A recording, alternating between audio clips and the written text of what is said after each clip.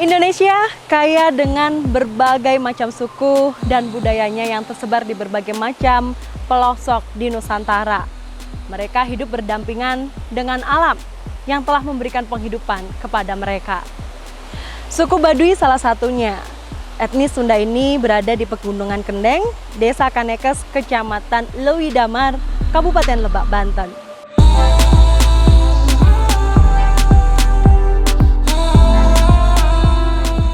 Baduy dibagi menjadi Baduy luar dan Baduy dalam.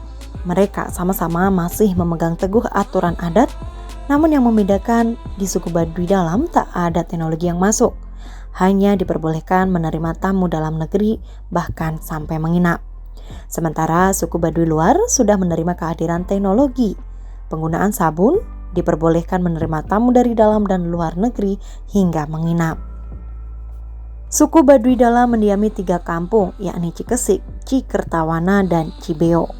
Masing-masing memiliki tugas berbeda. Baduy dalam Cibeo bertugas untuk urusan ketatanegaraan. Kartawana bertugas di bidang kebudayaan pengajaran, kesejahteraan, dan tradisi. Cikesik bertugas soal urusan ketuhanan. Ada beberapa akses untuk menuju Baduy dalam, namun disarankan wisatawan yang ingin berkunjung ke Baduy agar melewati pintu utama, yakni Ciboleger.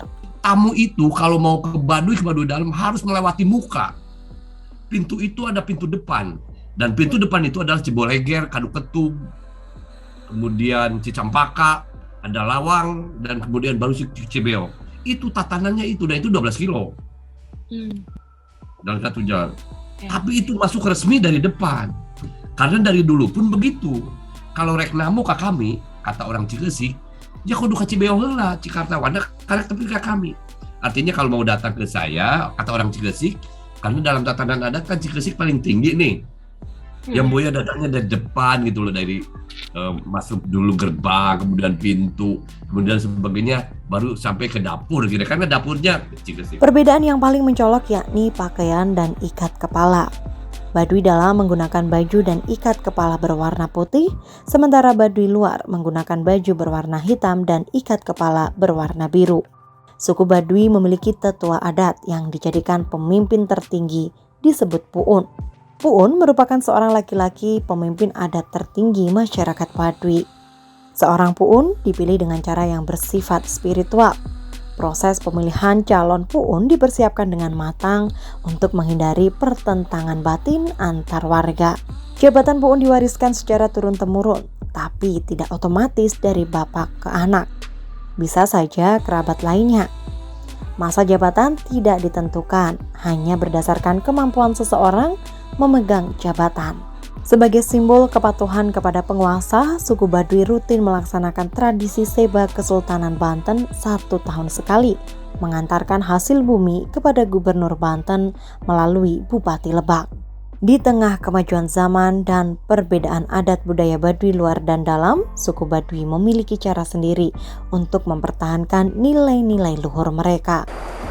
Menurut saya, ini tugas lembaga adat, tokoh adat, mengajak, melindungi, juga memberikan arahan-arahan kepada warganya dengan cara aturan-aturan adat. Satu ajaran adat, terus sering dikumpulkan, diberitahu bag-bagan hukum, adat, tatanan, bekal hidup supaya imannya kuat, punya rasa tanggung jawab, sadar, sabar, ikhlas gitu. Istilah seperti itu. Itu kan bentuk-bentuk seperti itu ada tetap gitu, tetap menjalankan itu dan tetap memberikan kepada warga setiap rapat adat secara kelembagaan, secara skala kampung, skala desa. Hal-hal kondisi sekarang semakin kencang, semakin maju, semakin mengkhawatirkan, supaya adat berpesan kepada warganya supaya adat itu tetap kuat gitu. Ditanamkan dalam jiwanya, dalam dirinya, dalam hatinya, dalam keimanannya gitu. Karena ini akan berhadapan dengan berbagai macam tantangan yang ada di dinamika keliling ini gitu. baik tadi itu didatangkan oleh pengunjung, oleh sekitar yang dekat ke sini gitu. Kita kan nggak bisa membendung total seperti itu. Beda dengan dulu. Suku Baduy memang tidak diperbolehkan untuk menuntut pendidikan formal, tapi mereka bisa membaca. Mereka bisa berhitung. Mereka belajar membaca dari bungkus makanan yang dibawa wisatawan. Wisatawan pula lah yang mengajari mereka mengenal cara membaca dan berhitung. Mari kita batasi pengertian budaya bagi masyarakat adat Baduy. Jadi bagi saya, budaya bagi masyarakat adat Baduy adalah ketaatan pada adat. Karena budaya dimanapun akan terjadi dinamisasi jika dia berhubungan dengan orang luar. Ada apa satu suku yang tidak berubah? Tidak, karena memang tidak ketemu dengan orang luar. Yang namanya sudah ketemu dengan orang, pasti terjadi perubahan. Karena ketika ada komunikasi, walaupun tanpa verbal, dia akan meniru. Dia akan melakukan sesuatu yang dilakukan oleh orang yang berada di sebelahnya. Jadi, budaya menurut saya tetap akan bertahan di Baduy. Dalam tanda kutip adalah adat tradisinya. Adat tradisinya yaitu penguatan terhadap pikukuhnya. Dalam pikukuh tidak disebut loh handphone, dalam pikukuh tidak disebut listrik, dalam pikukuh tidak disebut TikTok dan sebagainya. Artinya, jika diterjemahkan pikukuh itu, pikukuh kan ada 13, pikukuh Baduy. Pikukuh Baduy ada 13, Gunung Tenebanang Dilebur, dan sebagainya, ulah linyok, ulah bohong, dan sebagainya. Itu semua pikukuh itu, jadi budaya Baduy yang dimaksud itu adalah pikukuh. Jadi itu yang kita pertahankan. Yang lain, budaya-budaya sosial yang lain, menurut saya, mau tidak mau itu akan tetap ikut kita. Karena Jaro sendiri bilang, atu kami ge hayang ngasaan handphone, kami ge hayang ngasaan dahareun padang, kami ge hayang ngasaan make baju doang bapak. Dan kami ge kabeuli. Ya artinya kan hak asasi manusia. Tetapi saya bisa bilang bahwa Baduy rusak ketika dia sudah tidak melakukan lagi 13 pikukuhnya. Pikukuh merupakan larangan adat yang menjadi pedoman bagi aktivitas masyarakat Baduy, berlandaskan ajaran Sunda Wiwitan, pantang diubah atau melanggar pikukuh. Kehidupan warga Baduy mau tak mau terus mengikuti perkembangan zaman. Akses berkomunikasi dengan dunia luar semakin mudah. Salah satunya dengan adanya saung kreatif yang didirikan komunitas Lintas 16 di Lapangan Binong. Warga Baduy menggunakan saung ini untuk berkumpul. Transaksi jual beli hasil ladang atau kerajinan juga menjemput wisatawan yang ingin berkunjung ke Baduy. Semangat awal dari teman-teman komunitas dulu kan memang pertama adalah dari sisi pendidikan, ingin membuka wawasan kepada anak-anak Baduy supaya punya hak untuk mendapatkan informasi secara global.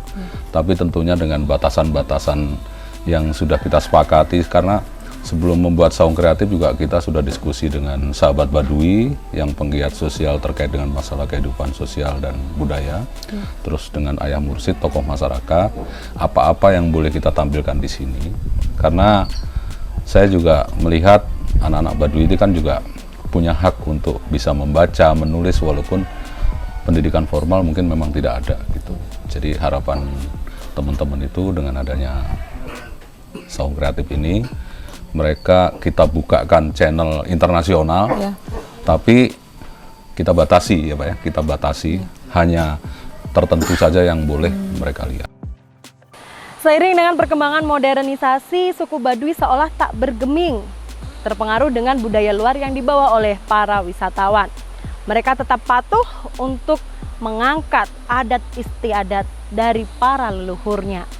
Jika melanggar, mereka akan mendapatkan sanksi dari tetua adat setempat. Bahkan sanksi terberatnya dikeluarkan dari suku Baduy Dalam. Terima kasih pertanyaan, perbedaan. Saya hal itu mungkin bisa menjawabnya dengan yang sudah terasa, yang sudah fakta kepada sering berhubungan keluar, artinya tamu pengunjung yang datang, terus mungkin dari bahasa, itu kan beda. Sebenarnya di Baduy kan bahasanya Sunda gitu. Terus sedikit ada kemajuan sedikit, itu bahasa bisa ngikuti lah gitu, apa yang supaya nyambung kepada pengunjung bisa. Terus aspek jalan gitu kan. Terus misalkan jalan itu kan dulu jauh gitu kan, dari Lidamar, dari Cicimet, dari Ciboleger belum ada Ciboleger. Sekarang mah udah Ciboleger rame. Ini juga kesini kan udah ada pintu 1, 2, 3, 4 sampai 5 gitu kan. Itu tuh perubahan. Tapi perubahan itu nggak boleh kita cegat gitu menurut saya. Tapi kita harus benahi, harus tata, tertibkan kembali, pegang teguh aturan, saling menghormati gitu. Karena kalau itu disekat, misalkan itu menurut saya kurang bagus juga gitu. Dan nggak bisa untuk kondisi sekarang karena masyarakat Baduinya beda dengan dulu masih sedikit, jarang pergian keluar, hanya beberapa orang. Sekarang makan udah nggak begitu. Artinya hal itu kita maupun ada kekhawatiran, kita ada aturan yang kita harus diperkuat, dikukuhkan kembali. Nah, memang kalau ini untuk kebaikan dibuat baru gitu untuk supaya ini lebih tertib gitu. Menurut saya itu gitu. Hidup berdampingan dengan alam menjadi kunci yang tetap dipegang oleh suku Baduy karena alam telah memberikan penghidupan bagi manusia. Mereka memiliki ritual khusus sebagai cara untuk berterima kasih kepada alam. Sebagai wujud syukur kepada Tuhan dan alam, suku Baduy Dalam memiliki ritual khusus bernama Kawalu. Saat Kawalu, Baduy menutup kunjungan wisatawan. Kawalu dilakukan dengan puasa seharian yang menjadi salah satu cara menjaga adat Pikukuh Karuhun. Puasa dipercaya mampu membersihkan diri dari hawa nafsu yang buruk. Selama ritual Kawalu, mereka fokus pada ketenangan dan ketentraman sambil memanjatkan doa. Di Baduy ini kan dalam 1 tahun ada 3 bulan wisata pengunjung tutup karena di sini mengadakan ritual adat Kawalu gitu. Di situ dalam 1 tahun 3 kali 3 bulan. Bulan Kasakaroka 3 nama bulan adat. Itu Kawalu, hari besar Baduy di sini. Sebandingnya dengan kalau di luar mungkin dengan Hari Raya Idul Fitri gitu, ada Lebaran. Di sini namanya Kawalu gitu. Kegiatan sehari-hari warga Baduy Dalam dan luar adalah berkebun. Ada pula yang membuat kerajinan kain tenun khas Baduy, juga membuat alat berkebun seperti parang. Bahan membuat parang didapat dari rongsokan mobil bekas, kemudian disulap hingga menjadi parang siap jual atau dipakai sendiri. Mereka menjual hasil kerajinan dan hasil pertanian ke masyarakat luar, termasuk wisatawan yang datang. Yang paling dicari wisatawan saat berkunjung ke Baduy adalah durian Baduy, gula aren, dan yang pasti adalah madu. Harga durian di sini cukup murah, rata-rata dibanderol Rp20.000 hingga Rp30.000. Sementara harga gula aren dijual dengan harga Rp10.000 per pasang dan madu dijual dengan harga Rp100.000 per botol. Alam dan manusia tak bisa dilepaskan. Dari suku Baduy, kita bisa memetik pelajaran bahwa alam dan manusia haruslah tetap saling menghargai dan menjaga. Mungkin di antara kalian ada yang menilai kalau Baduy tidak melek digital atau mereka sengaja untuk menutup diri menerima pengaruh budaya luar. Tapi tanpa kita sadari, warga Baduy telah melakukan banyak hal untuk menjaga kelestarian alam kita. Lalu, apa yang sudah Anda lakukan untuk menjaga alam kita?